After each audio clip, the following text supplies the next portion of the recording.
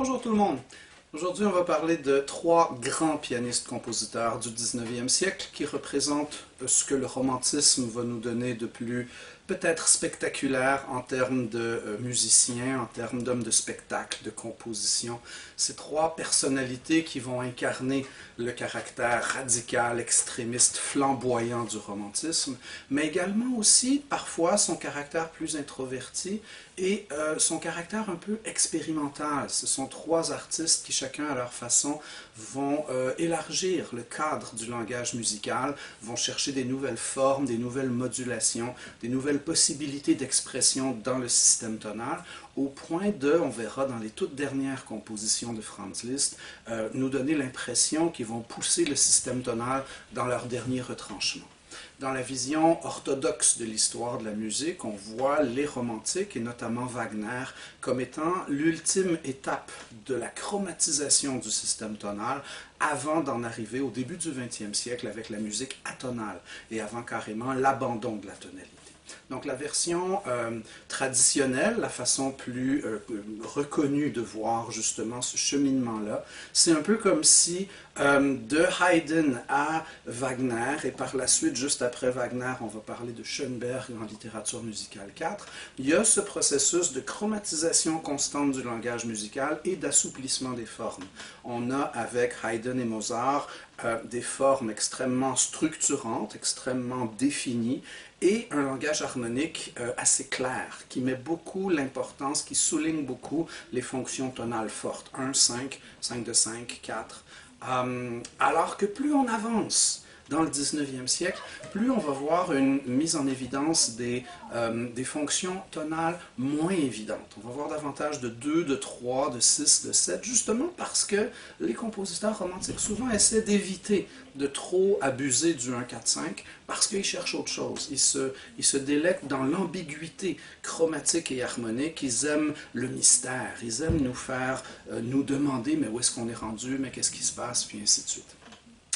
Ce thème du mystère est prépondérant dans le romantisme. J'ai déjà mentionné que les années 1830 sont les années dans lesquelles Edgar Allan Poe va aux États-Unis écrire ses nouvelles extraordinaires. Il y a vraiment une volonté affirmée de tourner un peu le dos au rationalisme, à la logique, à la recherche de clarté et d'évidence qu'on retrouvait dans la plus grande partie du 18e siècle. Donc le 19e aime les choses ambiguës, les choses mystérieuses, les choses brumeuses, les choses un petit peu mystérieuses et peut-être un brin angoissantes aussi. Et donc on va voir dans le langage musical cette recherche de chromatisation et d'ambiguïté tonale de plus en plus affirmée. Au niveau des formes, évidemment, le 18e siècle prônait des formes extrêmement structurantes, que ce soit la fugue chez Bach, que ce soit la sonate chez Mozart. C'est sûr que c'est des formes qui sont quand même relativement souples. Beethoven a écrit 32 sonates de piano, puis il n'y en a pas deux pareilles. Donc il ne faut pas exagérer le caractère extrêmement restreignant des formes du 18e siècle. C'est des formes très structurantes, mais dans lesquelles le compositeur a quand même énormément de marge de manœuvre. Et c'est la raison pour laquelle on a utilisé ces formes-là pendant autant de décennies, avec une curiosité et des résultats constamment renouvelés. Néanmoins, au 19e siècle, on commence à avoir un peu l'impression que les formes structurantes du 18e empêchent un peu l'œuvre d'atteindre son plein potentiel d'individualité et d'originalité. On a l'impression que ce qui devrait décider du déroulement de l'œuvre, c'est l'idée musicale elle-même, et non pas un pattern formel préétabli, avec par exemple thème à la tonique, thème à la dominante, développement, réexposition des thèmes dans la même tonalité, etc. Aux yeux des romantiques, ceci fait un peu office de recette de gâteau. Et dans une optique où on considère la musique comme le reflet de notre âme, il n'y a pas deux âmes pareilles, donc il n'y a pas de raison qu'il y ait deux reflets de l'âme qui s'organisent de la même façon. Donc cette recherche de liberté, de subjectivité et de conception de la musique comme étant vraiment le reflet de quelque chose de très intime, de très personnel, de très individualisé, de très émotif, de très intuitif, va mener les romantiques justement à assouplir de plus en plus les formes classiques. On va voir bien sûr énormément de petites pièces pour piano pour différentes raisons. D'une part, les romantiques valorisent les extrêmes, donc ça donne ou bien des immenses machins ou alors des toutes petites pièces. Donc au niveau des dimensions des œuvres, le 19e siècle va nous en faire voir de toutes les couleurs. Mais donc tous les compositeurs vont publier des recueils. Bon, je dis tous, peut-être pas tous, parce qu'il y a Wagner et Verdi qui vont vraiment se spécialiser dans la musique vocale, dans l'opéra, mais disons que parmi les compositeurs qui s'intéressent à la musique instrumentale, l'immense majorité vont publier de ces recueils de miniatures pour piano. On va parler de moments musicaux chez Schubert, on va parler de romances sans paroles chez Mendelssohn, on va parler des préludes de Chopin, on va parler des scènes d'enfance chez Schumann. Il y a plein de ces recueils, les intermédiaux de Brahms. Donc, tous les grands compositeurs significatifs de musique instrumentale vont à un moment ou l'autre se livrer à ce genre qui est la miniature pour piano, qui nous présente justement une espèce de microcosme, une espèce de petit univers très poétique, très original, très personnel, dans lequel le compositeur va laisser libre cours à la fois à son talent et à son imagination. Ces miniatures sont rassemblées dans des recueils, parfois on les appelle simplement des feuilles d'album, donc on publie une collection de petites pièces qui s'appellent des feuilles d'album. Et c'est un peu à l'interprète de décider est-ce qu'il veut jouer le recueil au complet ou est-ce qu'il fait un choix de quelques-unes des miniatures qu'il va présenter en concert. On voit qu'encore là, il y a un flou artistique, il y a une certaine marge de manœuvre qui est laissée à l'interprète quant justement à la sélection de pièces qu'il veut faire ou à l'organisation qu'il veut en faire. C'est moins prévisible, c'est moins contraignant qu'une sonate classique dans laquelle on n'a pas le choix de jouer les mouvements, puis les jouer dans le bon ordre, puis ainsi de suite. C'est pas un hasard si j'ai parlé de Paganini et Field dans le cours d'introduction au romantisme, dans la mesure où ce sont deux musiciens, deux instrumentistes qui chacun à leur façon et chacun dans leur rapport à leur instrument vont développer des stratégies nouvelles qui vont jeter les bases justement de cette nouvelle approche romantique. Paganini, bien sûr, c'est l'archétype du virtuose flamboyant, l'espèce de héros qui va électriser les foules, qui va provoquer l'admiration et l'extase, parce qu'il a à ce point réinventé la technique de son instrument que ça l'amène à faire des choses qui, avant lui, étaient considérées comme impossibles. Dans ce sens-là, Chopin, Schumann et surtout Liszt vont s'inspirer de cette approche-là en cherchant à réinventer la technique du piano. Le piano, bien sûr, c'est l'instrument romantique par excellence, avec sa puissance sonore, avec sa polyphonie, avec le fait qu'il puisse remplir sans problème l'espace des grandes salles de concert, il peut facilement percer à travers un orchestre. Il est à la fois le plus versatile des instruments. Il peut jouer solo, il peut accompagner. Et on va, à partir du moment où on figure la façon de construire des pianos droits, on peut autant l'utiliser dans les grandes salles de concert qu'en avoir un à la maison. À l'époque où il n'y a pas de système de son, il n'y a pas de musique enregistrée, à l'époque où quand on veut entendre la musique, on doit se la faire soi-même, la grande majorité des maisons aisées en Europe et en Amérique vont avoir un piano à la maison et ça devient justement une partie importante de l'éducation d'une personne, d'avoir suivi des cours de musique et dans chaque maisonnée, il va y avoir au moins une personne capable de s'asseoir au piano puis de jouer des accords pour accompagner les festivités à chaque fois qu'on veut se rencontrer en famille, puis se chanter des chants de Noël, etc. Il y a quelqu'un qui va accompagner au piano. Donc, ça devient un élément central dans la pratique et le rapport à la musique partout en Occident. Voilà, donc Liszt veut réinventer la technique pianistique et il n'aura pas de mal à le faire parce que la technique à l'époque est encore excessivement tributaire de la technique du clavecin. C'est ce qu'on appelle dans notre jargon de pianiste l'école des doigts. Alors on a le corps très fixe, rigide, immobile et on ne fait que bouger avec l'extrémité des doigts. Les professeurs à l'époque mettaient des pièces de monnaie sur la main puis si ton 30 sous tombait à terre, ça c'était une erreur, c'était pas bon. Alors, c'est une technique qui était appropriée pour le clavecin, parce qu'effectivement, le clavecin, ça se joue en articulant du bout des doigts et c'est à peu près tout.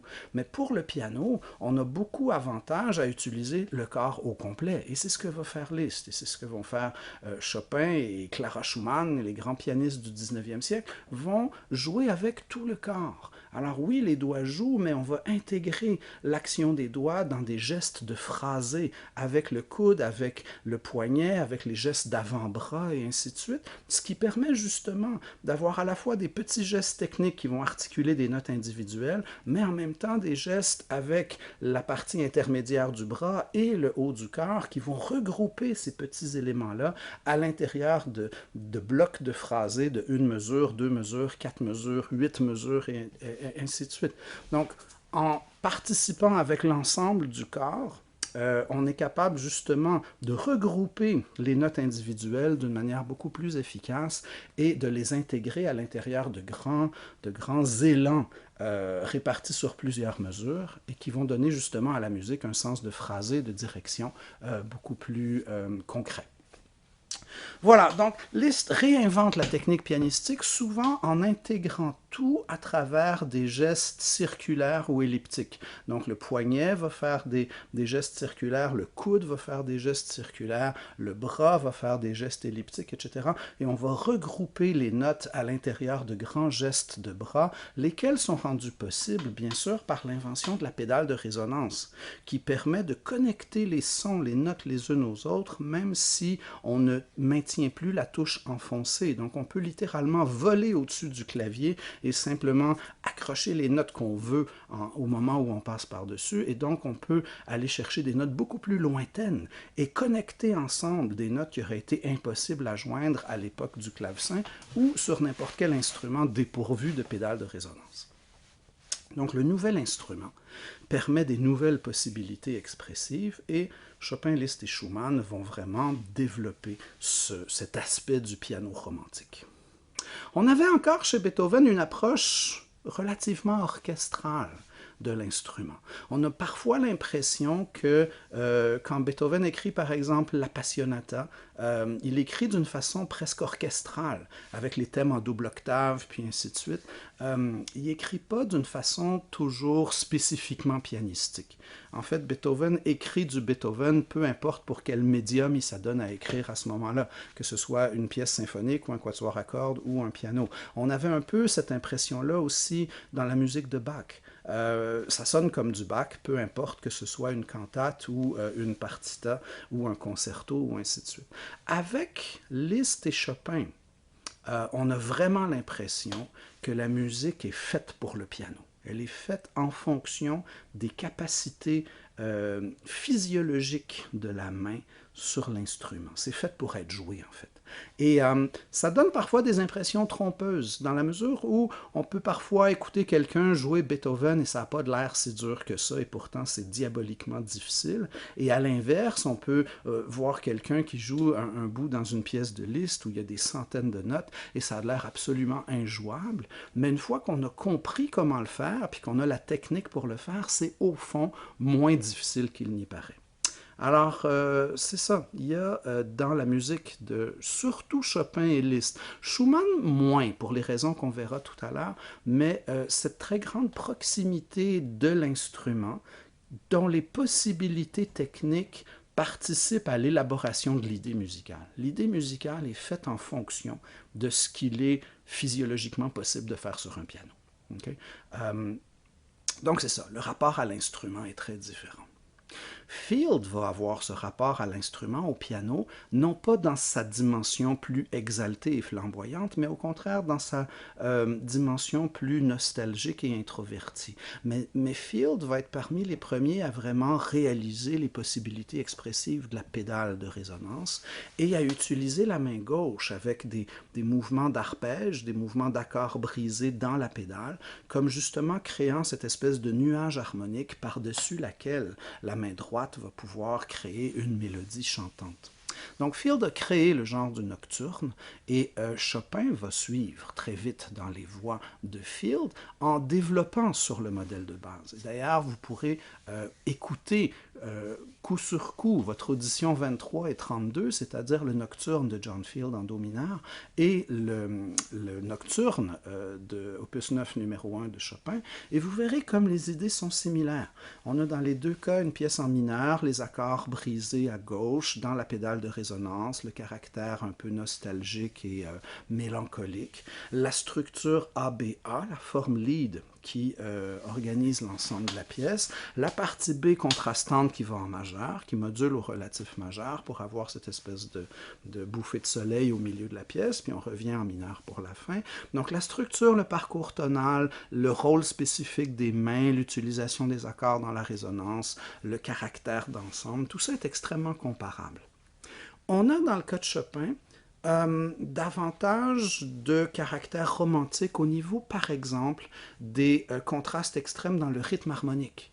On a dans la pièce de Chopin des mesures, des 8 mesures sur le même accord, 16 mesures sur le même accord, puis là, tout d'un coup, l'harmonie se remet à bouger. C'est quelque chose qu'on avait déjà souligné dans le deuxième mouvement du concerto Empereur de Beethoven, cette idée romantique de variation extrême dans le rythme harmonique. L'harmonie semble immobile ou suspendue, puis tout d'un coup, pouf, ça se remet à bouger, puis ainsi de suite. Donc Chopin est très, est beaucoup plus romantique que Field à cet égard-là. Au niveau de la complexité des valeurs rythmiques dans le chant à la main droite, si vous avez l'occasion, en écoutant le nocturne de Chopin, de trouver une version avec la partition sur Internet ou juste de télécharger la partition en PDF, c'est des pièces du domaine public, ça se trouve relativement facilement.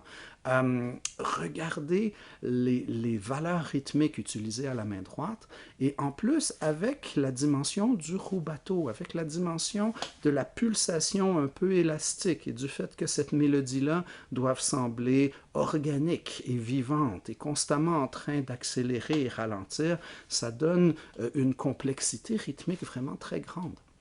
Donc, on voit que Chopin va justement pousser davantage les idées qui étaient déjà embryonnaires chez John Field, mais qui étaient pas, dont le potentiel romantique n'était pas pleinement développé. Disons qu'on pourrait le dire comme ça.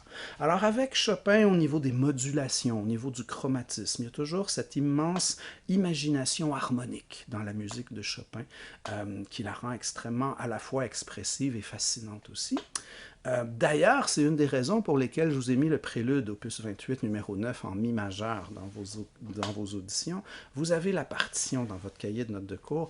Écoutez ça, c'est une page. C'est une leçon magistrale de tout ce qu'il y a moyen de faire dans une page de musique en termes de modulation, en termes de parcours tonal, en termes de progression harmonique, d'enharmonie, etc.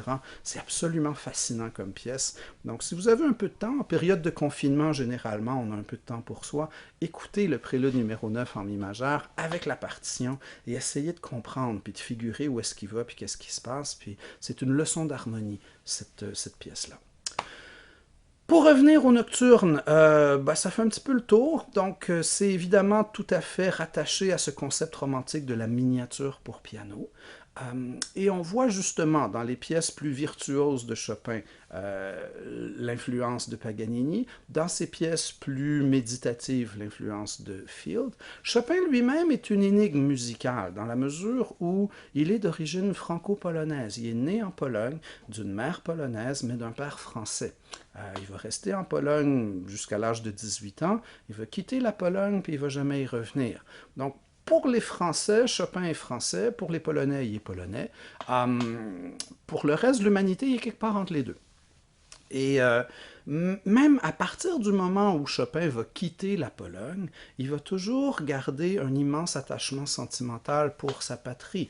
D'ailleurs, ce thème de la terre natale perdue, la patrie perdue, et la nostalgie pour les origines est un thème essentiellement romantique. Donc il y a quelque chose de très très romantique justement dans l'espèce d'attachement nostalgique de Chopin à sa patrie lointaine qui se manifeste notamment dans la façon dont il va s'inspirer de certains rythmes typiquement polonais, pour construire des pièces. Il va transposer ces rythmes-là dans une esthétique et un langage davantage concertant et romantique. Mais il y a vraiment cette volonté affirmée de retrouver un peu de l'âme d'un peuple à l'intérieur de sa production musicale. Ce qui est tout à fait dans l'optique du 19e siècle. On voit au 19e siècle l'apparition de ce concept de nationalisme qui est nouveau à l'époque et qui est différent de ce qu'on avait toujours connu en Europe. Qu'est-ce qui faisait qu'on s'identifiait comme français, par exemple, avant la Révolution? Ben, c'est qu'on était un sujet du roi de France. Alors, le concept de nationalité était beaucoup plus lié à une structure hiérarchique et à l'existence d'une aristocratie dont on était tributaire qu'à l'existence d'un territoire. Okay? Le roi de France était le symbole de la France. C'est pas pour rien que Louis XIV disait l'État c'est moi. Alors qu'est-ce que c'était être français? C'était être sujet du roi. Mais à partir du moment où en 1789 on élimine le roi et on décapite l'aristocratie, ben, qu'est-ce qui va caractériser, par quoi va passer notre appartenance à la patrie à travers différentes choses, à travers d'abord un territoire géographique, mais aussi une religion, une langue, une culture, une musique. Et les artistes du 19e siècle, pas seulement les musiciens, vont de plus en plus chercher à créer un art national parce qu'ils fonctionnent avec cette idée que l'art reflète qui ils sont comme individus et qui ils sont comme individus implique de plus en plus justement l'appartenance à un peuple, à une nation, à un pays. Donc, l'émergence du nationalisme est un thème central du 19e siècle et c'est pas par hasard que Chopin va s'inspirer des rythmes polonais dans ses mazurkas, qu'il va écrire des pièces qui s'appellent des polonaises, que Liszt va écrire des rhapsodies hongroises, puis ainsi de suite.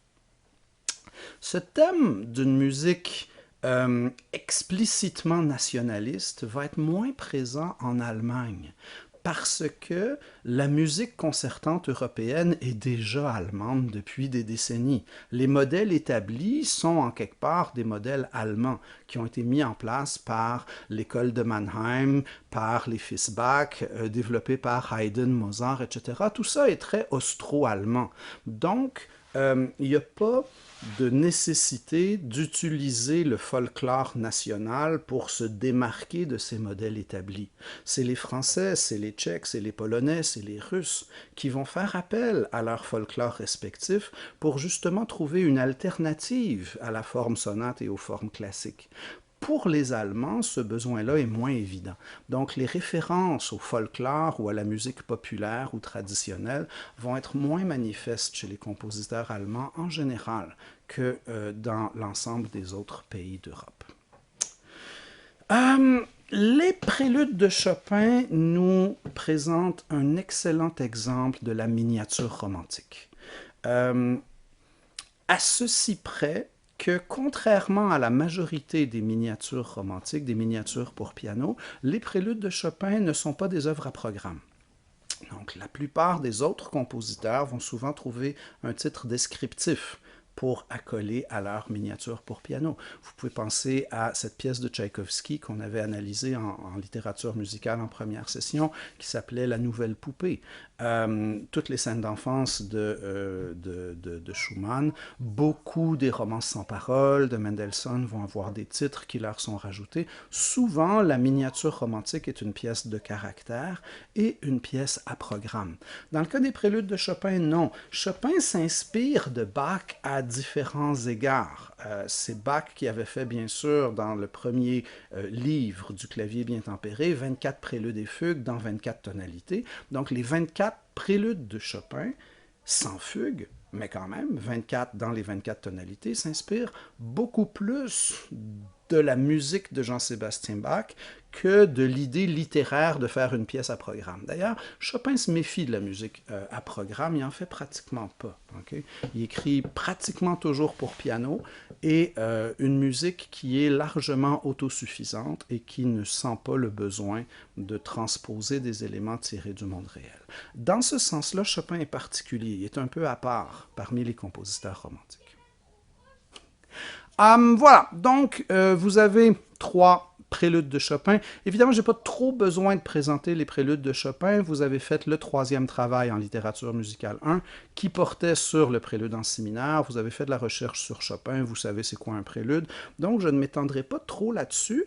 Je vais quand même situer rapidement Chopin-Schumann-Liszt pour voir, on a vu depuis le début du cours ce qu'ils ont en commun. Ce sont des descendants de Paganini, John Field, etc. Mais maintenant, qu'est-ce qu'ils ont de spécifique? Ben, j'ai déjà parlé de Chopin un petit peu avec ses racines franco-polonaises, avec sa musique qui est plus abstraite, qui est moins de la musique à programme, qui est moins de la musique avec des titres descriptifs, etc. Ça, c'est Chopin. Dans le cas de Schumann, Schumann est le plus polyphonique de ces trois compositeurs-là. Liszt est surtout... Donnez-moi une seconde.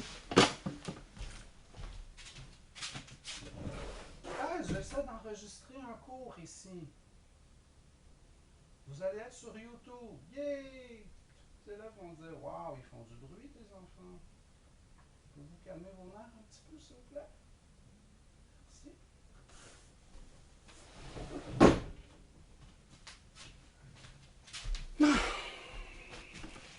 Ça enregistre.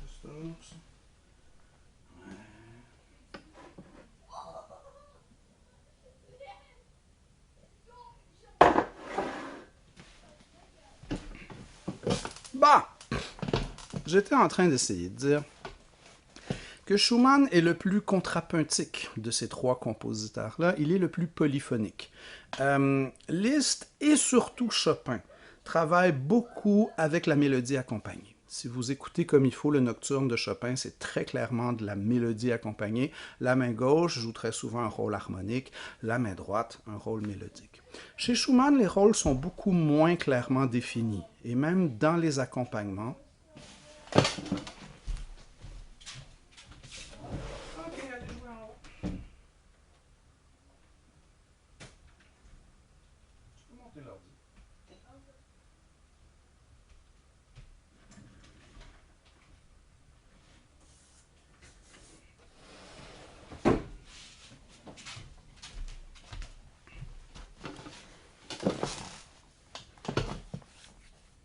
ouais, filmer des cours le dimanche, c'est pas facile.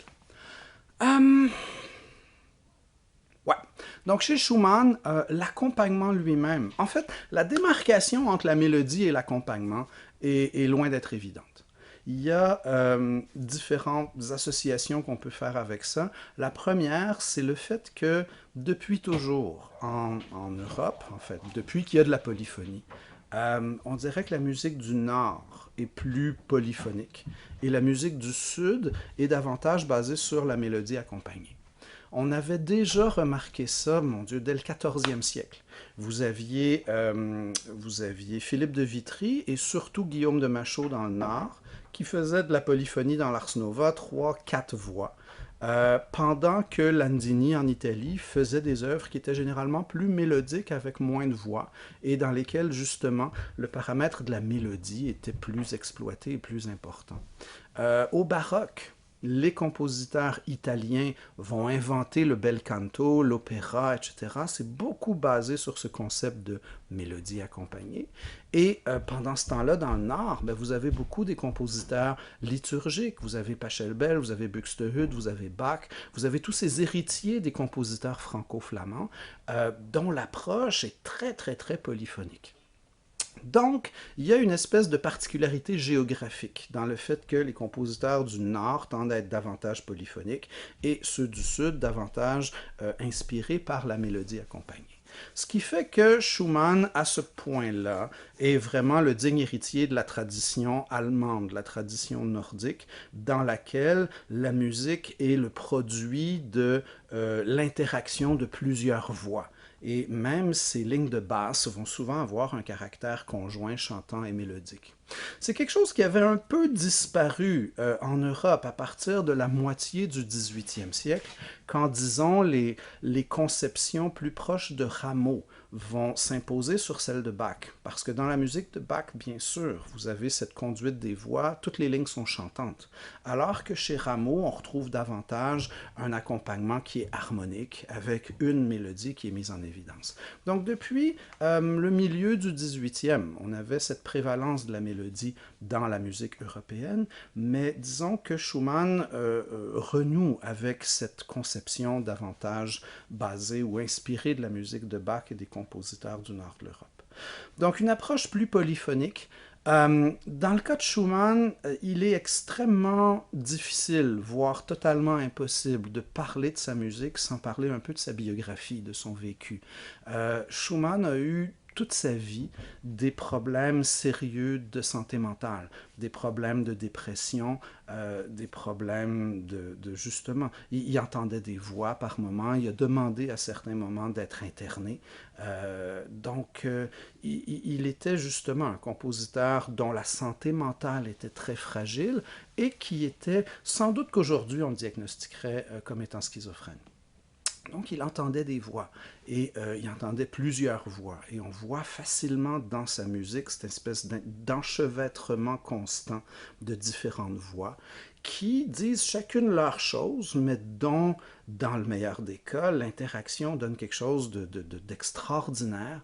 Et on dit souvent des choses bien faites que le tout dépasse la somme des parties. Et c'est ce qui arrive dans la polyphonie de Schumann. Il y a certaines voix, puis dans la surimposition de toutes ces voix-là, il y a un résultat d'ensemble qui échappe et dépasse la somme des parties individuelles. L'autre chose qui est remarquable chez Schumann, c'est des changements d'atmosphère qui sont très subits. On passe brusquement d'une tonalité à une autre, d'une atmosphère à une autre, d'un climat à un autre, pardon, et sans vraiment tenter de préparer, sans transition, d'une façon extrêmement subite. On a parfois l'impression qu'il y a deux idées musicales qui ont été découpées et raboutées une à l'autre, tellement justement les transitions sont abruptes. Et Schumann avait lui-même inventé des personnages. Il avait inventé le personnage de Florestan, de Eusebius, qui était respectivement le côté plus exalté, intense et plus doux et introverti de lui-même. Pour la petite histoire, son signe c'était Gémeaux. Alors, il y a vraiment cette espèce de dualité extrême chez Schumann, un côté de lui qui est tout à fait exalté et flamboyant, etc., et l'autre qui est beaucoup plus introverti et triste et nostalgique, etc. Schumann a hésité longtemps entre la carrière de compositeur et interprète, et le destin va décider pour lui parce qu'il a essayé d'inventer un appareil destiné à, je crois, augmenter l'écart entre ses doigts. Et c'est une espèce de machine à écarteler les doigts avec laquelle il va aboutir avec deux doigts paralysés.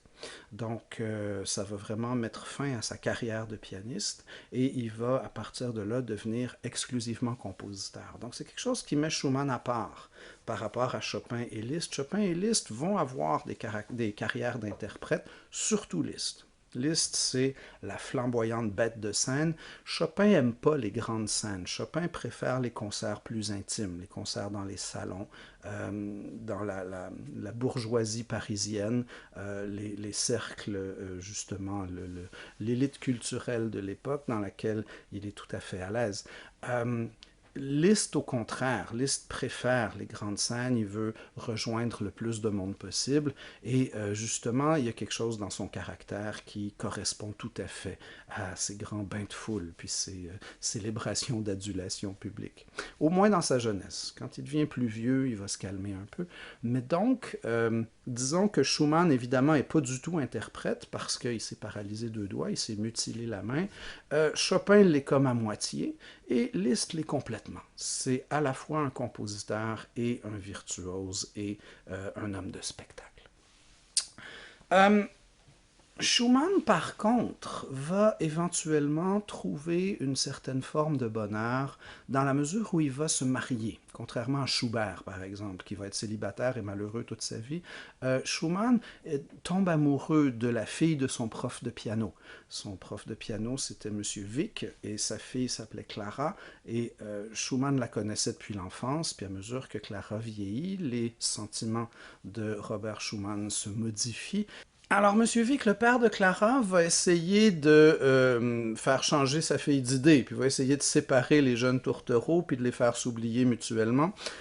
Il va traîner Clara dans des tournées de concerts, il va tout faire pour les éloigner, mais ça ne donne rien, et Robert et Clara restent irrémédiablement épris un de l'autre. Monsieur Vic veut rien savoir, donc il va falloir attendre que Clara soit majeure pour pouvoir se passer de la permission de son papa, pour pouvoir épouser Robert Schumann.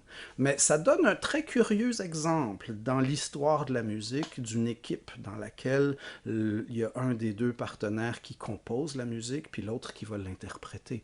Parce que Clara est une des plus grandes pianistes d'Europe, un professeur très réputé, et elle va créer beaucoup des pièces écrites par son mari en essayant d'élever les enfants, de tenir le ménage, puis de s'occuper de Robert qui va justement dérailler de plus en plus souvent, au point où à la fin de sa vie, il va être interné, essayer de se suicider, etc.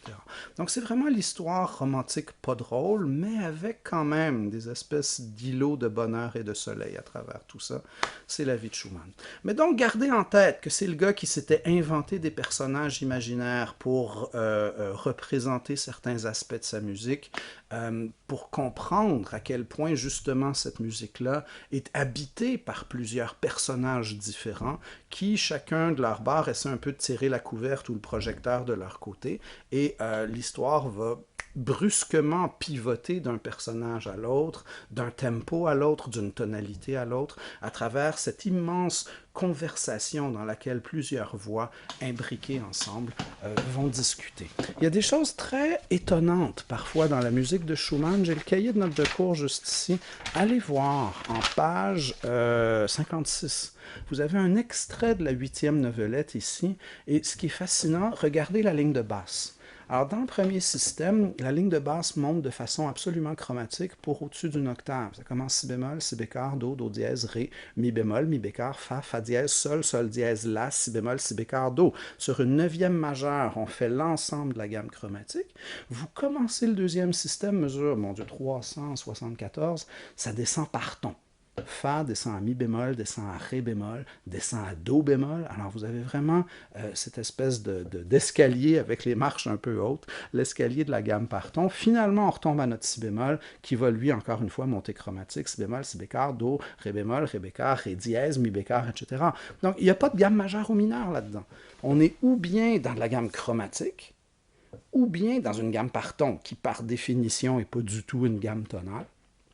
Donc, c'est pour vous montrer à quel point, dans la musique de Schumann, on va déjà commencer à élargir le cadre de la tonalité, qui, depuis des siècles, bien sûr, était basé sur cette dichotomie majeure-mineure, mais ici, ça peut être autre chose. Ça peut être chromatique, ça peut être gamme par ton, ça peut être différentes autres façons d'organiser les sons.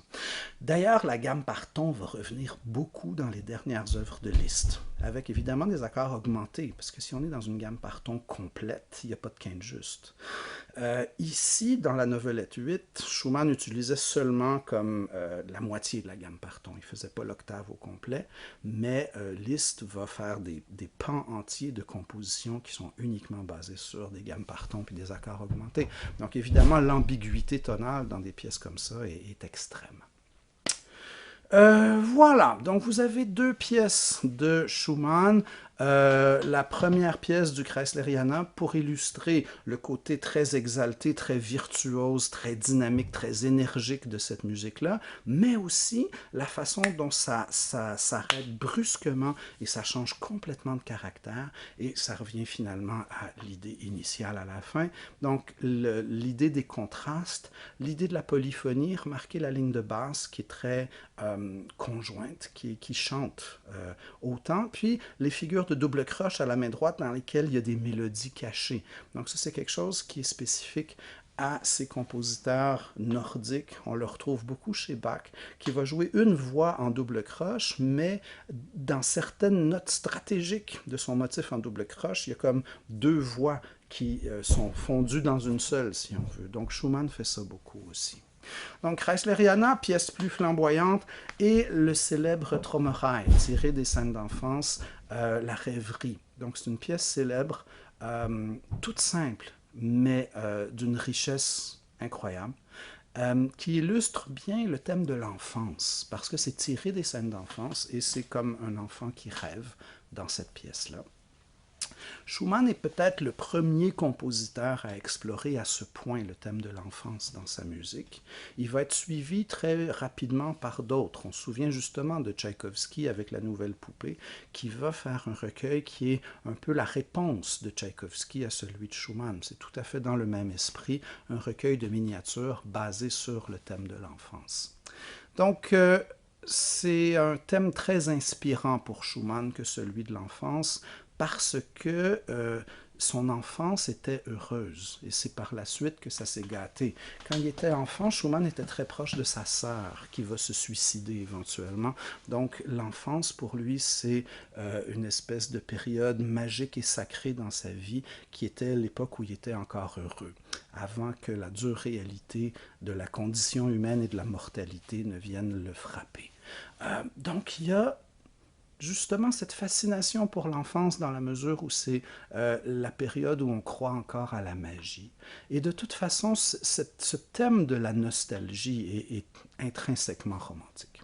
Donc Schumann va très très bien refléter dans ses pièces à la fois le côté envoûtant de l'enfance, à la fois un peu le regret de l'adulte qui s'ennuie de son enfance, et justement le regard un peu ambigu qu'on peut porter vis-à-vis cette période-là à mesure qu'on grandit. Ce ne sont pas des pièces qui sont destinées aux enfants, mais peut-être aux grands-enfants, aurait dit Schumann. Donc voilà, ça c'était les deux pièces de Schumann. Pour ce qui est de Liszt, c'est une autre bébite complètement. Liszt est un compositeur au départ hongrois et qui va être une des plus extraordinaires bébites de scène de l'histoire de la musique. C'est un peu un piano hero, comme il va y avoir des guitar heroes dans les années 60-70. Il est un virtuose consommé, il est une bête de scène, les gens s'évanouissent en l'écoutant jouer. C'est un peu le Elvis du milieu du 19e siècle, en quelque part. Il va provoquer des espèces de mouvements d'hystérie de foule, puis ainsi de suite. C'est un esprit qui est à la fois brillant et rempli de contradictions. C'est ce qui est fascinant chez Liszt. Il reflète toutes les contradictions de son époque. Il y a une contradiction entre le pianiste et le compositeur, parce que il est tellement à l'aise techniquement qu'il peut jouer les choses les plus difficiles avec une grande facilité, et il va souvent composer des pièces justement de virtuosité tape à l'œil pour transporter d'extase son auditoire et nourrir son ego. Par ailleurs, en même temps, il va ressentir le besoin d'écrire une musique qui est plus significative, qui est plus dense, qui est plus profonde, qui est plus complexe, qui est plus riche.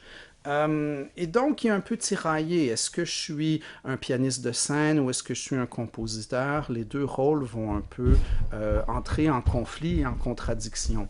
En général, dans sa jeunesse, il écrit des pièces justement un peu comment dire, compromise par une certaine virtuosité tape à l'œil, et plus il va vieillir, plus il va se calmer et écrire souvent une musique qui est beaucoup plus riche de sens.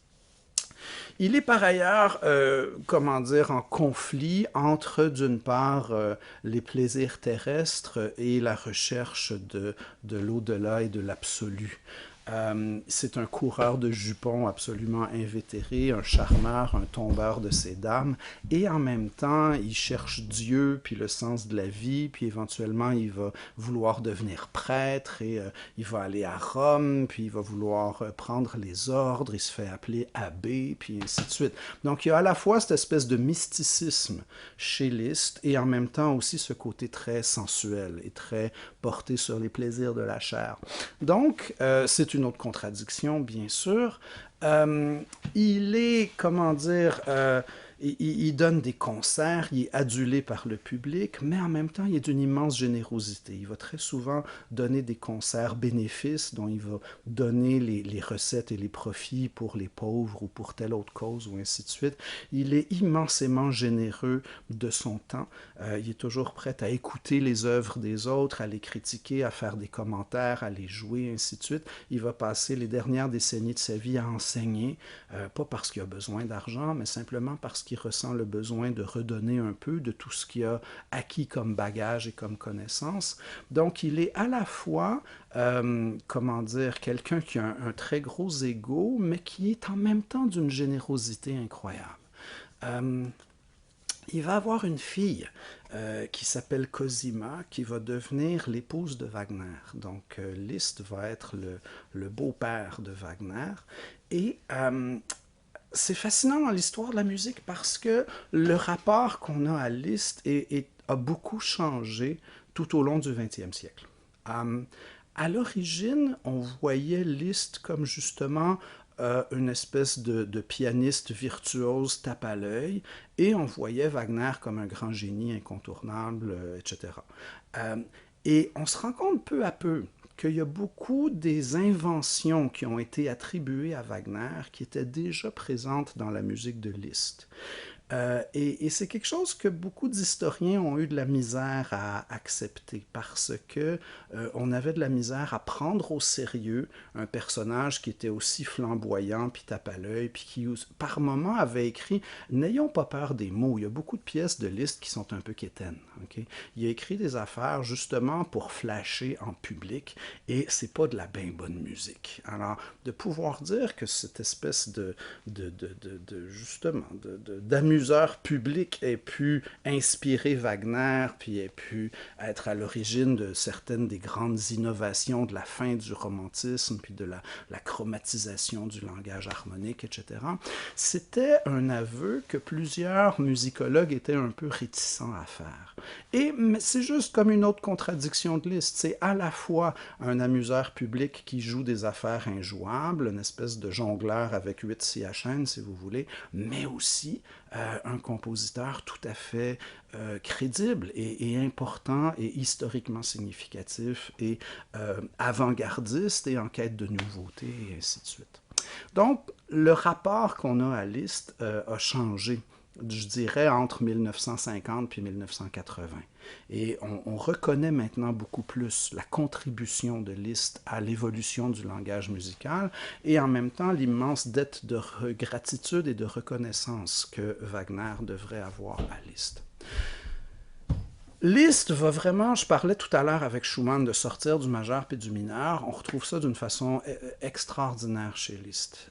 Il y a une pièce qui s'appelle Sposalizio, les épousailles, dont tous les thèmes sont faits sur des gammes pentatoniques. Donc vous avez présence de pentatonisme, vous avez présence de gammes dites mineures hongroises, donc des mineurs pas couramment utilisés dans le système tonal classique. Je parlais tout à l'heure de certaines de ces pièces de maturité qui sont entièrement faites avec des gammes par ton.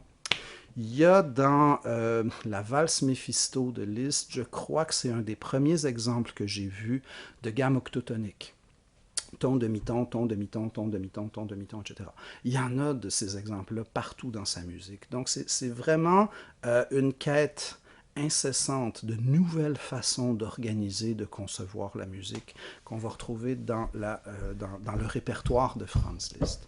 Dans le pire des cas, c'est une musique bling-bling, c'est une musique tape à l'œil, il va faire des dizaines de transcriptions d'airs d'opéra à la mode à son époque, puis il va rajouter un paquet de traits puis de machins pour rendre ça bien compliqué, puis bien, comment dire, bien tape à l'œil, puis bien impressionnant.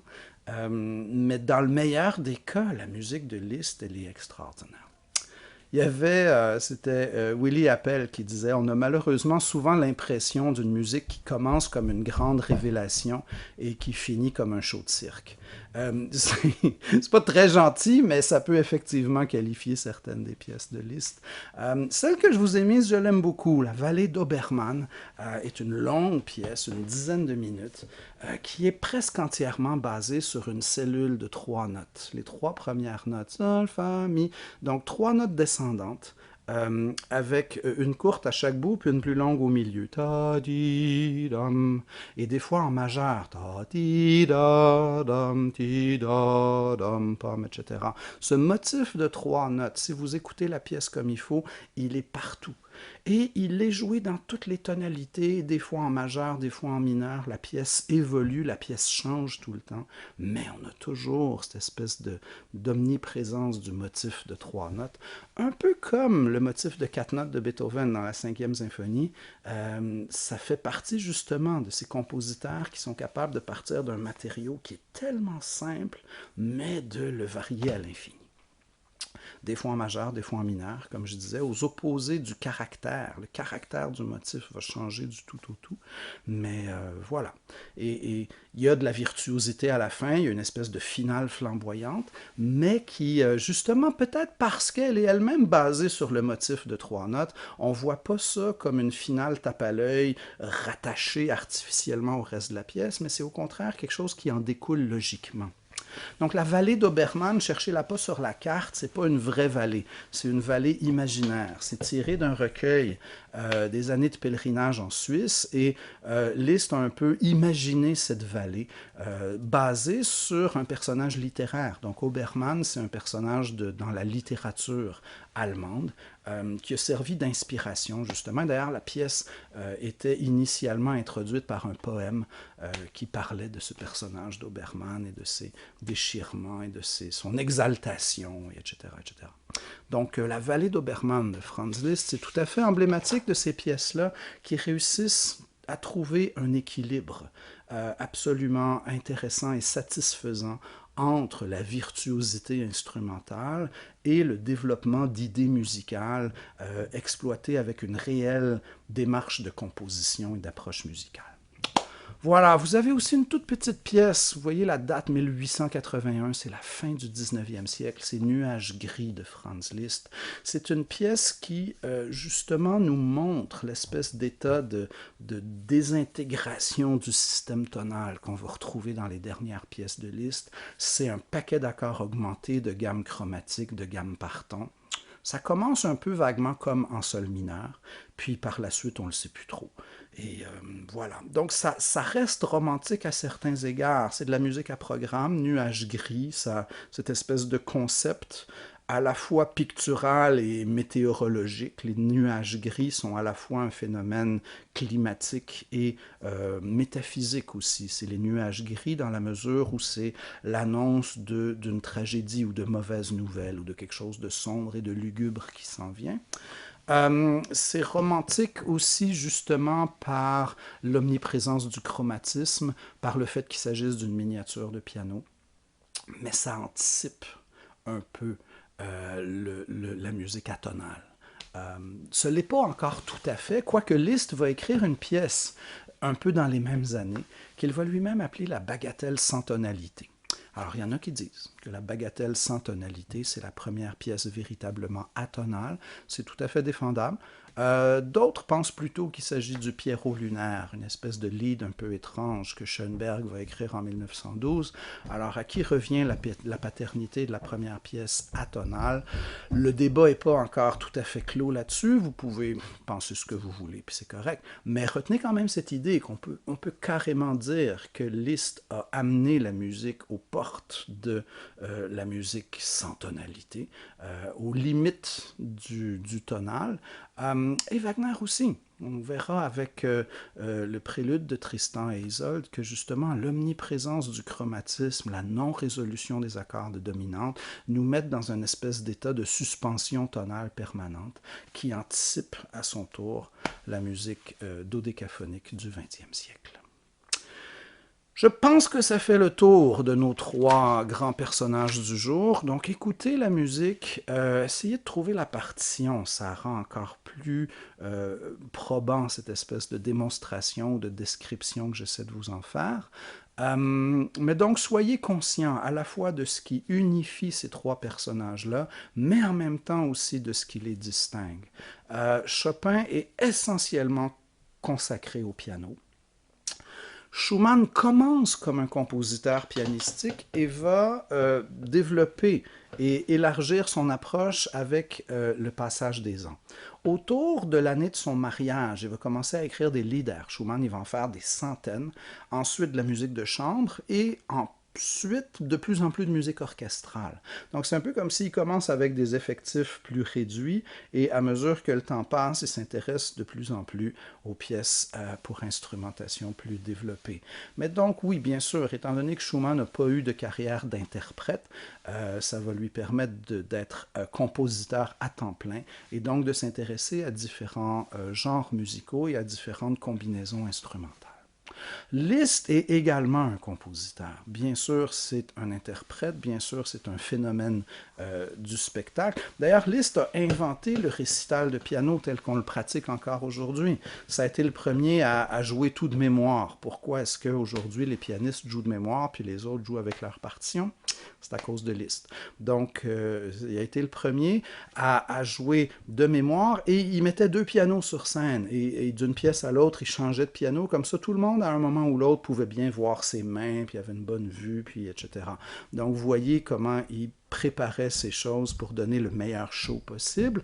Il improvisait très souvent sur n'importe quelle pièce que les gens lui soumettaient. Il avait une lecture à vue qui était surnaturelle. Liszt lisait à vue n'importe quel score d'orchestre. Je ne sais pas si vous avez déjà regardé un score d'orchestre, mais premièrement, la moitié des instruments sont transpositeurs et il y en a toujours une couple qui lise en clé de do troisième, puis en clé de do quatrième, puis ainsi de suite. Donc, lire à vue au piano un score orchestral, c'est extrêmement difficile et Liszt le faisait sans aucune difficulté. Il lisait n'importe quoi. Et d'ailleurs, les gens disaient que la meilleure interprétation que faisait Liszt de la musique des autres, c'est quand il la lisait pour la première fois. Parce que là, il jouait ce qui était écrit. Dès qu'il la rejouait pour une deuxième fois, il ne pouvait pas s'empêcher de rajouter un paquet de trilles, puis de machins, puis de trucs un peu flamboyants et tape à l'œil. Mais donc, c'est pour vous dire un peu quel genre de personnage c'était. Il y a une histoire qui veut que Pleyel, le facteur français de piano, était un jour dans l'arrière-boutique de son magasin, puis il a entendu quelqu'un qui jouait dans le magasin en avant, puis il se serait exclamé « Ah ça! » Il dit « Ou bien c'est Liszt, ou bien c'est le diable. » Mais voilà, donc c'est un peu le Paganini du piano, c'est Franz Liszt. Et Liszt est important parce qu'il va inventer un nouveau genre musical qui s'appelle le poème symphonique. Le poème symphonique, au fond, c'est comme une espèce de petite symphonie à programme en un seul mouvement. Ça dure quelque part entre 6 et 13 minutes à l'origine. Il va en avoir des plus longs par la suite. Ainsi parlait Zarathustra de Richard Strauss. C'est un poème symphonique qui dure 1 heure. Mais au départ, c'est donc cette petite symphonie en un mouvement, basée généralement sur une œuvre littéraire, et qui est un peu justement une espèce de transposition musicale d'un poème, par exemple. Donc, ce que Liszt fait avec le piano dans la vallée d'Obermann, ben, s'il le fait pour orchestre plutôt que pour piano, ça va donner un type de pièce qu'on va appeler un poème symphonique. Donc, c'est un des 4 genres inventés par les romantiques. Vous aviez la miniature pour piano, vous aviez le lied, vous avez le poème symphonique et le drame musical. Le drame musical, c'est Wagner qui va inventer ça. Le poème symphonique, c'est une invention de Liszt. Le lied, c'est une invention de Schubert. Et on avait dit que la miniature pour piano, on en situe l'invention avec les bagatelles de Beethoven. Donc Beethoven, Schubert, Liszt et Wagner. C'est pas mal 4 figures incontournables quand on parle de romantisme en musique. Et voilà qui fait le tour de nos compositeurs d'aujourd'hui, Chopin, Schumann, Liszt. Et écoutez cette musique-là, c'est très inspirant. Et à très bientôt. Bye bye.